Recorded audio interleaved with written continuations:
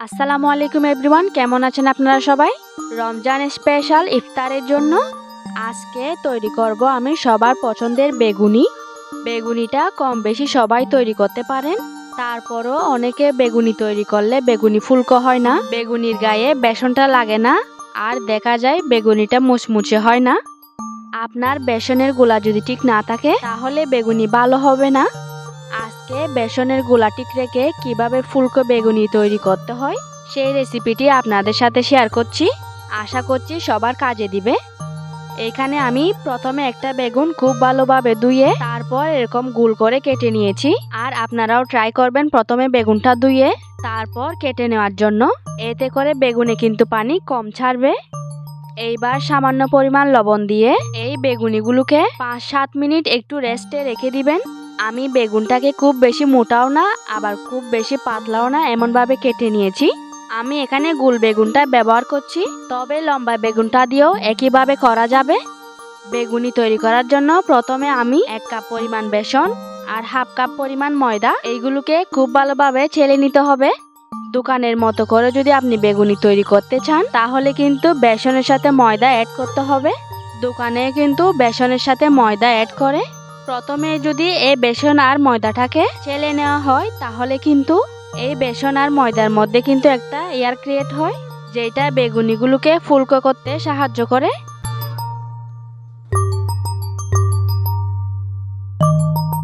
এখন এর মধ্যে দিয়ে দিচ্ছি 1/2 চা চামচ মরিচের গুঁড়া, 1/2 চা চামচ হলুদের গুঁড়া, বেকিং পাউডার দিয়ে দিব 1/2 চা চামচ, আর লবণ দিয়ে দিব স্বাদ মতো। এবার এই সব শুকনো উপকরণগুলোকে আগে একটু খুব ভালোভাবে মিক্স করে নিতে হবে, যাতে ভিতরে কোনো লাম্পস বা দানা না থাকে। এইবার প্রয়োজন মতো নর্মাল পানি দিয়ে ব্যাটারটা তৈরি করে নিতে হবে, তবে পানি একবারে না দিয়ে অল্প অল্প করে দিতে হবে আর একটু করে মিশিয়ে দেখে নিতে হবে। যদি পানির প্রয়োজন হয় তাহলে অল্প অল্প করে পানি দিয়ে স্মুথ একটা ব্যাটার তৈরি করে নিতে হবে। ব্যাটারটা কিন্তু অল্প অল্প করে পানি দিয়ে করে নিতে হবে, কারণ বেগুনির ব্যাটার যদি আমরা বেশি পাতলা করে ফেলি তাহলে বেগুনিটা কিন্তু আর পারফেক্টভাবে হবে না, আবার বেশি ঘন করে ফেললেও কিন্তু বেগুনিটা ফুলতে চাইবে না। পানির পরিমাণ কিছুটা কম বা বেশি হতে পারে, ব্যাটারের ঘনত্বটা দেখে একটু বুঝে নিতে হবে। এখন আমি এর মধ্যে দিয়ে দিব 1/2 চা চামচ অরেঞ্জ ফুড কালার, তবে আপনারা চাইলে এই ফুড কালারটা স্কিপ করতে পারেন।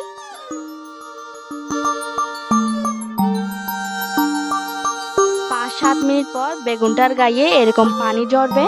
যদি অল্প পরিমাণ বেগুনি তৈরি করেন তাহলে বেগুনের গায়ে লেগে থাকা এই পানিটা একটা টিস্যু পেপারের সাহায্যে মুছে নেবেন। আর যদি বেশি পরিমাণে বেগুনি তৈরি করেন তাহলে এই বেগুনগুলোকে একটা স্ট্রেনারে রেখে দিবেন, এতে করেও কিন্তু পানিটা ঝরে যাবে। এবার বেগুনিগুলোকে ভাজার জন্য চুলায় একটা প্যানের মধ্যে পরিমাণ মতো তেল গরম করতে দিয়েছি। এইবার এক এক করে বেগুনিগুলো এই ব্যাটারে ডুবিয়ে তেলের মধ্যে ছেড়ে দিতে হবে। আর বেগুনিগুলো কিন্তু তেলে ছাড়ার আগে তেলটাকে ভালোভাবে গরম করে নিতে হবে। আর যখন তেলে দিবেন তখন চুলার জালটা মিডিয়াম আঁচে রেখে বেগুনিগুলি একটু সময় নিয়ে ভেজে নেবেন।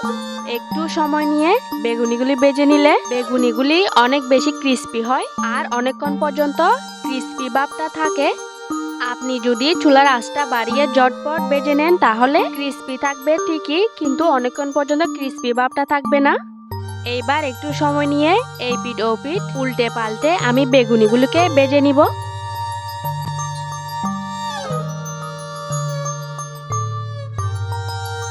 এখন আমি এগুলাকে চুলা থেকে নামিয়ে নিচ্ছি। একইভাবে আমি বাকি বেগুনিগুলি ভেজে নিব। আর এই তো তৈরি হয়ে গেল ফুলকো ফুলকো মুচমুচে বেগুনি। আশা করছি আজকের ভিডিওটি আপনাদের সবার কাছে ভালো লেগেছে। যদি ভালো লেগে থাকে তাহলে আমার চ্যানেলটি সাবস্ক্রাইব করে পাশে থাকা বেল আইকনটি ক্লিক করে দেবেন। আর যদি ফেসবুক থেকে দেখে থাকেন তাহলে আমাদের পেজটি ফলো দিয়ে রাখবেন। তো আজ এই পর্যন্তই। আপনারা সবাই ভালো থাকবেন, সুস্থ থাকবেন। আসসালামু আলাইকুম।